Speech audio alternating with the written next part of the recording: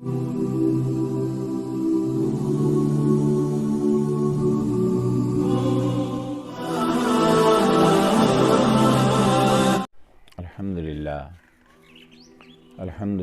نحمدہ ونستعینہ ونستغفرہ ونؤمن بہ ونتوکل علیہ اما بعد۔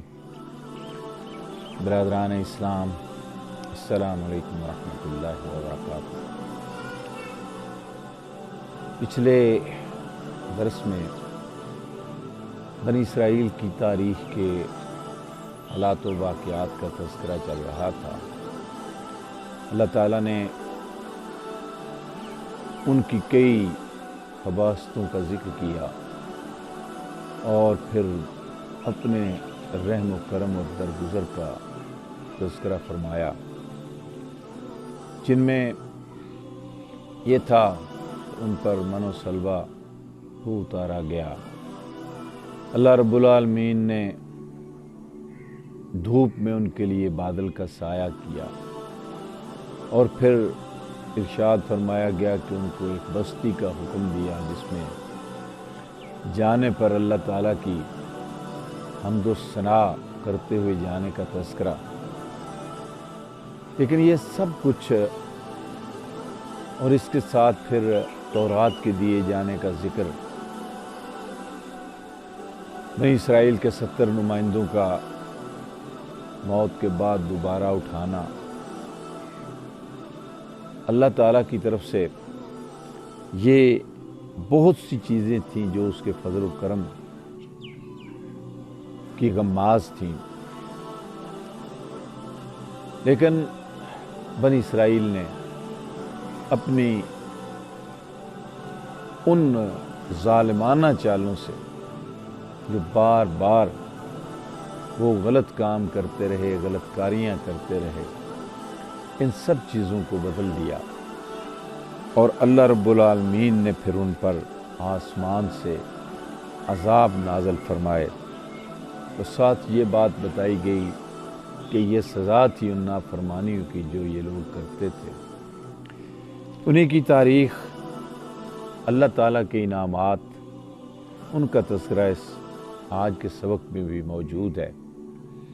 ارشاد باری تعالیٰ ہے، وَإِذِ اسْتَسْقَىٰ مُوسَىٰ لِقَوْمِهِ فَقُلْ اضْرِب بِّعَصَاكَ الْحَجَرَ فَانْفَجَرَتْ مِنْهُ اثْنَتَا عَشْرَةَ عَيْنًا قَدْ عَلِمَ كُلُّ أُنَاسٍ مَّشْرَبَهُمْ كُلُوا وَاشْرَبُوا مِن رِّزْقِ اللَّهِ وَلَا تَعْثَوْا فِي الْأَرْضِ مُفْسِدِينَ۔ تمہیں یاد کرو کہ جب موسیٰ علیہ السلام نے اپنی قوم کے لیے پانی کی دعا کی، اس صحرا کے اندر، صحرائے سینا میں کہیں پانی نہیں تھا، اللہ رب العالمین کی طرف سے ان کے لیے اس کا بھی انتظام فرمایا گیا۔ موسیٰ علیہ السلام نے دعا فرمائی تو ایک چٹان کی طرف اشارہ کرتے ہوئے رب کائنات نے ارشاد فرمایا کہ اپنا عصا اس پہ مار۔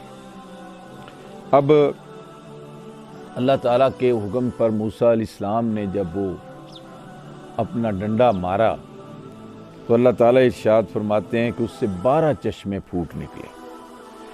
یہ وہ چٹان ہے جو اب تک صحرائے سینا کے اندر موجود ہے۔ سیاح جاتے ہیں، اس کو دیکھتے ہیں، اس میں 12 نشانات اب بھی موجود ہیں، وہ چشموں کے سوراخ۔ اللہ رب العالمین نے دراصل اس کو ایک عبرت کا نشان انسانوں کے لیے بنایا ہوا ہے۔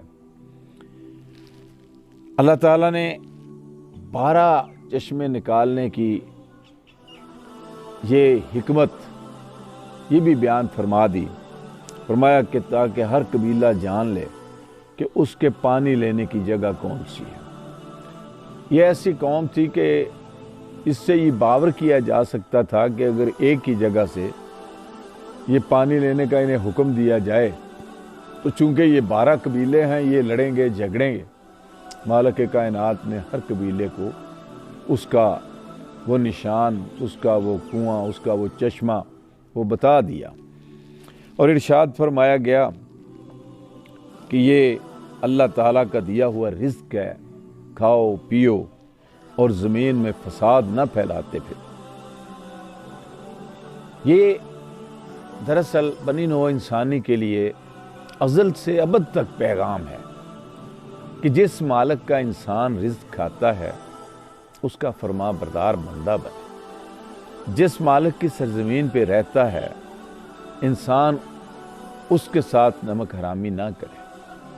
بنی اسرائیل کی تاریخ انہی واقعات سے بھری پڑی ہے کہ کھاتے ہوئے بھی پیتے ہوئے بھی اللہ تعالیٰ کی نعمتیں ان کو حاصل کرتے ہوئے اس کے باوجود ہر دور کے اندر انہوں نے نمک حرامی کا راستہ اختیار کیا۔ پھر ارشاد فرمایا کہ وہ وقت بھی ذرا یاد کرو